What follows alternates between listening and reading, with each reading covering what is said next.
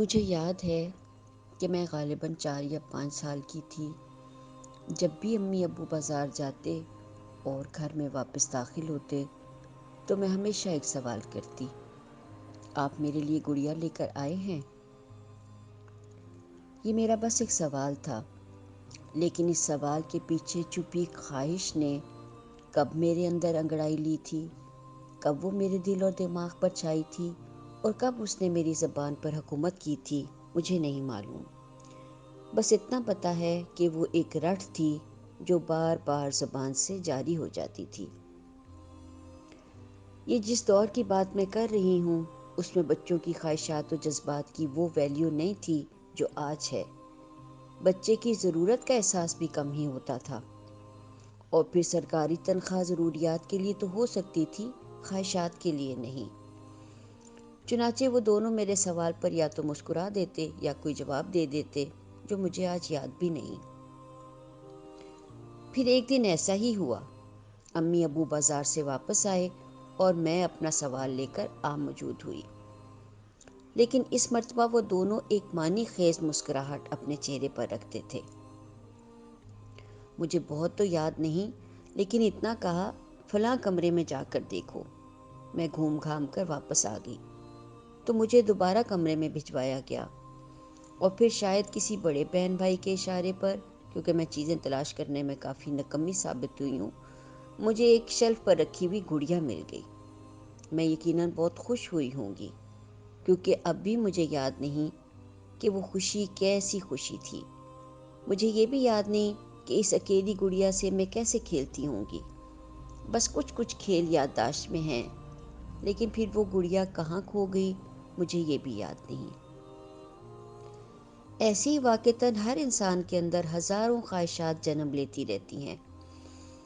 بچپن میں تو بس خواہشات ذہن میں جگہ پاتی ہیں تو ماں باپ کا بوجھ بڑھاتی جاتی ہیں، لیکن جب انسان خود جوان ہو جاتا ہے تو اپنی خواہشات پر خود فلٹر لگانا سیکھ جاتا ہے۔ کچھ کو تو پیدا ہوتے ہی ردی کی ٹوکری میں پھینک دیتا ہے، اور کچھ کے حصول کے لیے کوششیں شروع کر دیتا ہے،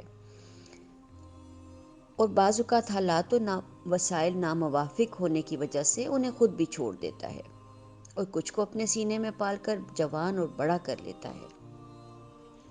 انسان کے وسائل خواہ کیسے ہی کیوں نہ ہوں، وہ خواہشات انسان کے سینے میں جمی رہتی ہیں اور کبھی باہر نہیں نکلتی۔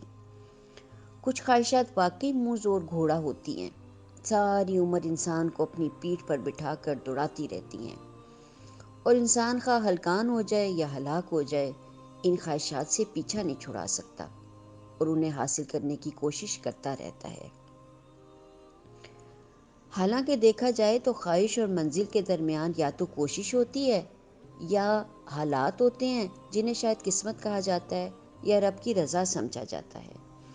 انسان بالعموم کوششیں کرتا رہتا ہے، لیکن جب ناکام ہو جاتی ہیں تو رب کو ماننے والے اسے رب کا حکم سمجھ کر قبول کر لیتے ہیں، لیکن رب کو نہ ماننے والے اسے قسمت کی چبھن سمجھ کر ہمیشہ سینے میں چبھوئے رکھتے ہیں۔ حقیقت میں اگر ہم غور کریں تو خواہشات کے اندر انسان کی زندگی پوشیدہ ہوتی ہے۔ بغیر خواہشات کے انسان زندہ ہونے کے باوجود مردہ سمجھا جاتا ہے، بغیر روح کے جسم۔ گویا خواہشات تو انسان کی روح ہوتی ہیں، اس کے زندہ ہونے کا ثبوت ہوتی ہیں، اس کی کوششوں کا مرکز ہوتی ہیں۔ اس لیے خواہشات بذات خود بری چیز نہیں ہیں، البتہ صحیح یا غلط کی تفریق کرنا انسان کی بہت بڑی ضرورت ہے۔ اسے پتہ ہونا چاہیے کہ جو خواہش میرے اندر ابھری ہے یہ کیسی خواہش ہے، یہ مجھے کیا دے گی، اس کی منزل کیا ہے۔ دل میں پیدا ہونے والی ہر خواہش کو عقل کی اینک لگا کر جھانکنا اور پرکھنا چاہیے ہے کہ مجھے اس کے لیے کتنی ایفرٹس چاہیے ہیں اور ان کا نتیجہ کیا ہوگا۔ کیونکہ خواہشات اگر جذبوں اور ولولوں کی راہیں طے کرواتی ہیں تو بھول بھلائیوں میں راہیں گم کر دینے کا ذریعہ بھی بن جاتی ہیں۔ اگر زندگی کی رونقیں انہی سے وابستہ ہیں تو محرومیوں کا کفن بھی یہی پہناتی ہیں۔ اگر انسان کو سر پر دوڑنے کے مواقع یہ دیتی ہیں تو ٹھوکروں کے انبار بھی انہی سے بنتے ہیں۔ اس لیے خواہشات کو سوچ سمجھ کر دل میں جگہ دیں اور سینے میں پالیں، اور اس سارے کھیل میں اہم ترین بات یہ جان لیں کہ دنیا کے لیے پیدا ہونے والی تمام خواہشات اس مٹی کے پتلے کے مٹی میں مل جانے کے بعد مٹی ہو جائیں گی، اور اس دنیا سے ماوراء ایک ابدی دنیا کی ابدی زندگی کے لیے پیدا ہونے والی خواہشات اس مٹی کے پتلے میں نئی روح ڈال جائیں گی۔ فیصلہ آپ کا ہے۔ مٹی بن جانے والی خواہشات کو اپنی منزل بنانا چاہتے ہیں یا روح کی منزل کو اپنی خواہش بنا لیتے ہیں؟ اس لیے کہ گڑیا تو گڑیا ہی تھی نا، روح نہیں تھی۔